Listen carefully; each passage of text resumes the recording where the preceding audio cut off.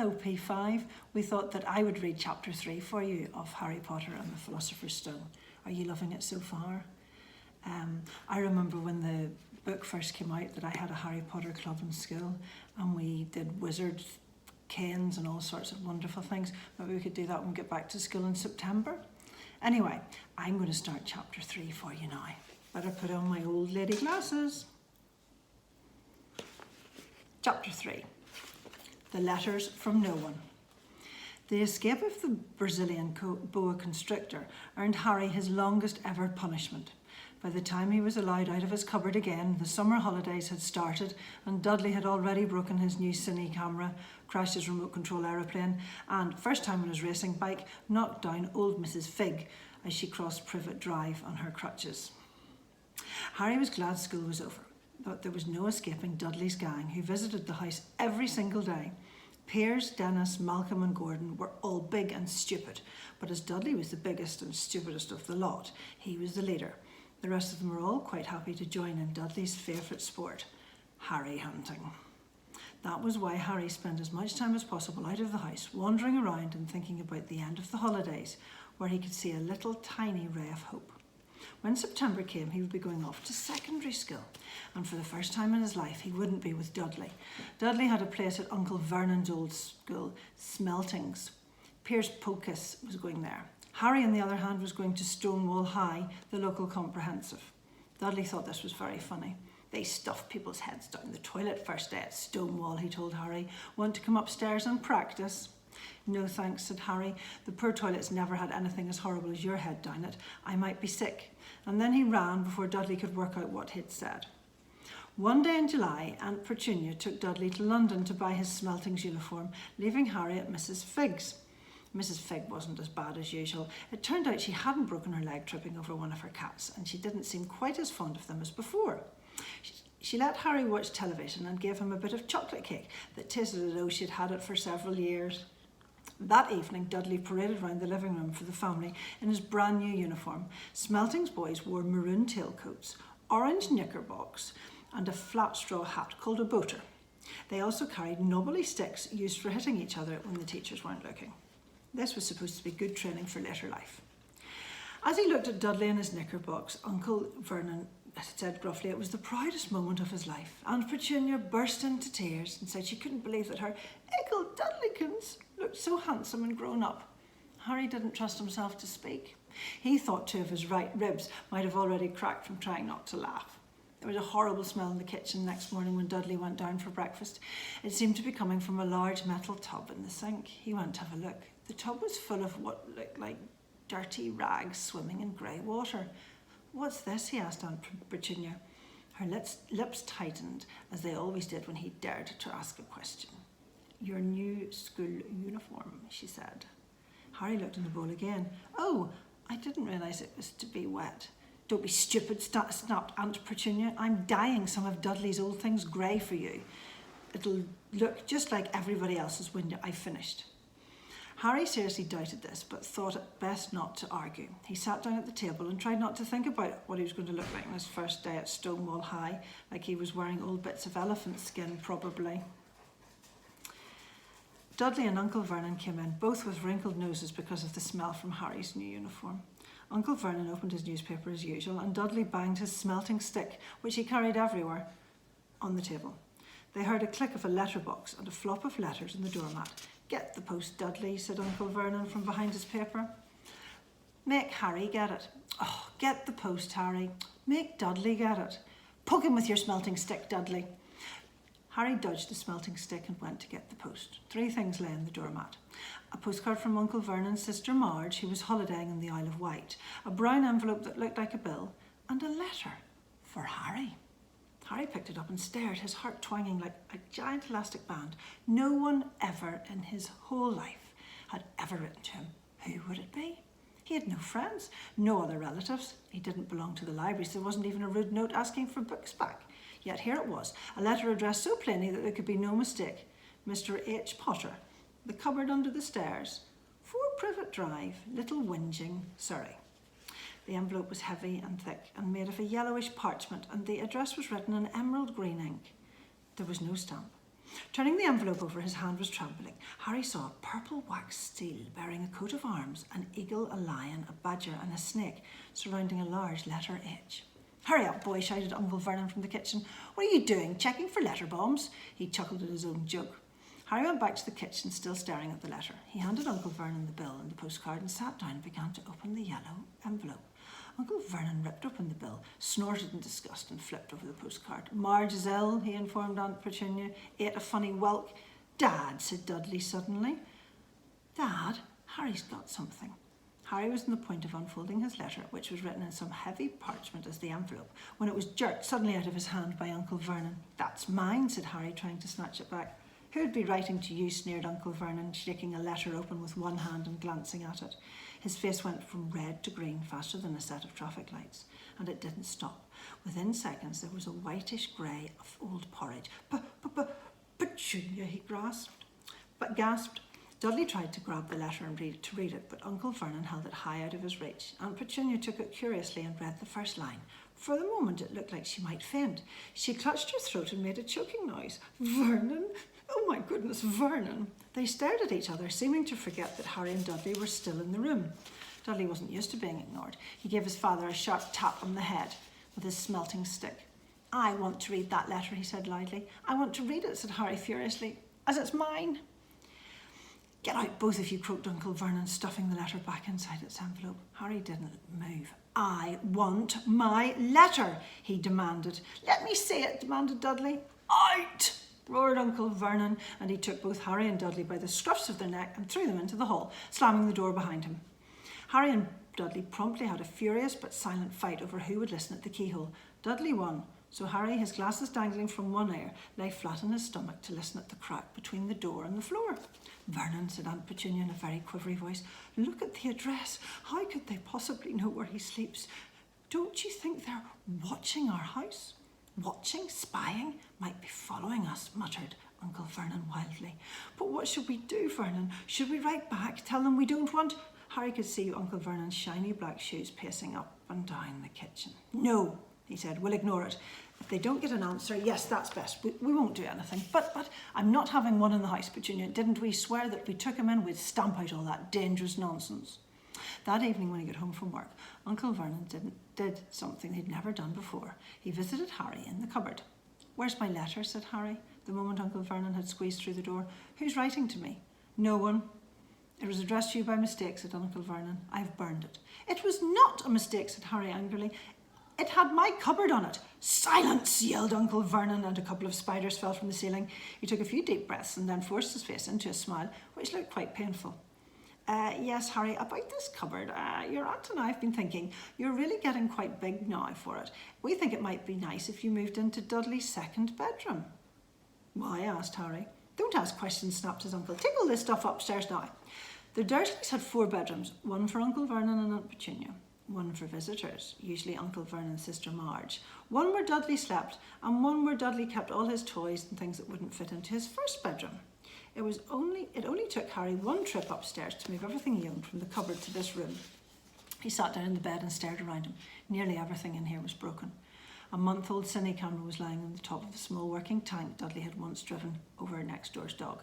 In the corner was Dudley's first ever television set, which he'd put his foot through when his favourite programme had been cancelled. There was a large bird cage that had once held a parrot that Dudley had swapped at school for a real air rifle, which was up on the shelf at the end all bent because Dudley had sat on it. Other shelves were full of books, but they were only things in the room that looked as though they'd never been touched. From downstairs came the sound of Dudley bawling at his mother. "I don't want him in there. I need that room. Make him get out." Harry sighed and stretched out in the bed. Yesterday he'd have given anything to be up here. Today he'd rather be back in his cupboard with that letter than up here without it. Next morning at breakfast, everyone was rather quiet. Dudley was in shock. He screamed, whacked his father with his smelting stick, had been sick on purpose, excuse me, kicked his mother and thrown his tortoise through the greenhouse roof, and he still didn't have his room back. Harry was thinking about this yesterday and bitterly wishing he'd opened the letter in the hall. Uncle Vernon and Aunt Petunia kept looking at each other darkly. When the post arrived, Uncle Vernon, who seemed trying to be nice to Harry, made Dudley go and get it. They heard him banging things with his smelting stick all the way down the hall. Then he shouted, "There's another one! Mr. H. Potter!" the smallest bedroom, 4 Privet Drive. With a strangled cry, Uncle Vernon leapt up from his seat and ran down the hall, Harry right behind him. Uncle Vernon had to wrestle Dudley to the ground to get the letter from him, which was made difficult by the fact that Harry had grabbed Uncle Vernon round the neck from behind. After a minute of confused fighting, in which everyone got hit a lot by the smelting stick, Uncle Vernon straightened up, gasping for breath, with Harry's letter clutched in his hand. "Go to your cupboard, I mean your bedroom," he wheezed at Harry. "Dudley, go, just go." Harry walked round and round his new room. Someone knew he had moved out of the cupboard, and they seemed to know he hadn't received his first letter. Surely that meant they'd try again, and this time he'd make sure they didn't fail. He had a plan. The repaired alarm clock rang at 6 o'clock the next morning. Harry turned it off quickly and dressed silently. He mustn't wake the Dursleys. He stole off downstairs without turning on any of the lights. He was going to wait for the postman on the corner of Privet Drive and got the letters for number 4 first.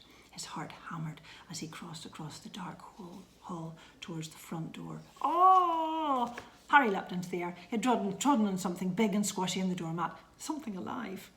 Lights clicked on upstairs, and to his horror, Harry realised that the big squashy something had been his uncle's face. Uncle Vernon had been lying at the foot of the front door in a sleeping bag, clearly making sure Harry didn't do exactly what he'd been trying to do. He shouted at Harry for about half an hour and then told him to go and make a cup of tea. Harry shuffled miserably off into the kitchen, and by the time he got back, the post had arrived right into Uncle Vernon's lap. Harry could see 3 letters addressed in green ink. "I want," he began, but Uncle Vernon was tearing the letters into pieces before his eyes. Uncle Vernon didn't go to work that day. He stayed at home and nailed up the letterbox. "See," he explained to Aunt Petunia with a mouthful of nails, "if they can't deliver them, they'll just give up." "I'm not sure it'll work, Vernon." "Oh, these people's minds work in strange ways, Petunia. They're not like you and me," said Uncle Vernon, trying to knock a nail in with a piece of fruit Aunt Petunia had just bought him. On Friday, no fewer than 12 letters arrived for Harry. They couldn't get through the letterbox, so they'd been pushed under the door, slotted through the sides, and even a few forced through the small window in the downstairs toilet. Uncle Vernon stayed at home again. After burning all the letters, he got a hammer and nails out and boarded up all the cracks around the front and back doors so no one could go out. On tiptoe through the tulips he worked, humming away and jumping at small noises. On Saturday, things began to get out of hand. 24 letters for Harry found them way into the house, rolled up and hidden inside 2 dozen eggs their very confused milkman had handed Aunt Petunia through the living room window. While Uncle Vernon made furious telephone calls to the post office and the dairy trying to find out who he could complain to, Aunt Petunia shredded the letters in her food mixer. "Who on earth wants to talk to you this badly?" Dudley asked Harry in amazement. On Sunday morning, Uncle Vernon sat down to breakfast looking tired and rather ill, but happy. "No post on Sundays," he said, and reminded them happily as he spread marmalade on his newspapers. "No damn letters today." Something came whizzing down the kitchen chimney as he spoke and caught him sharply on the back of the head. Next moment, 30 or 40 letters came pelting out of the fireplace like bullets. The Dursleys ducked, but Harry leapt up in the air trying to catch one. "Out! Out!" Uncle Vernon seized Harry round the waist and threw him out into the hall. When Aunt Petunia and Dudley had run out with their arms over their faces, Uncle Vernon slammed the door shut. They could hear the letters still streaming onto the floor, bouncing off the floors and the doors. "That does it," said Uncle Vernon, trying to speak calmly, pulling great tufts out of his moustache at the same time. "I want you all back here in 5 minutes, ready to leave. We're going away. Pack some clothes. No arguments." He looked so dangerous with half his moustache missing that no one dared argue. 10 minutes later, they wrenched their way through the boarded-up doors and were in the car, speeding towards the motorway. Dudley was sniffing in the back seat. His father had hit him round the head for holding them up when he tried to pack his television, video and computer into his sports bag. They drove and they drove. Even Aunt Petunia didn't dare ask where they were going. Every now and then Uncle Vernon would make a sharp turning and drive in the opposite direction for a while. Shake 'em off, he would mutter whenever they did this. They didn't stop to eat or drink all day. By nightfall, Dudley was howling. He'd never had such a bad day in his life. He was hungry. He missed 5 television programmes he wanted to see, and he'd never gone so long without blowing up an alien on the computer.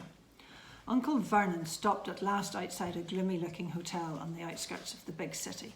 Dudley and Harry shared a room with twin beds and damp, musty seats. Dudley snorted, but Harry stayed awake, sitting on the windowsill, staring down at the lights of the passing cars and wondering. They ate stale cornflakes and cold tinned tomatoes on toast for breakfast the next day.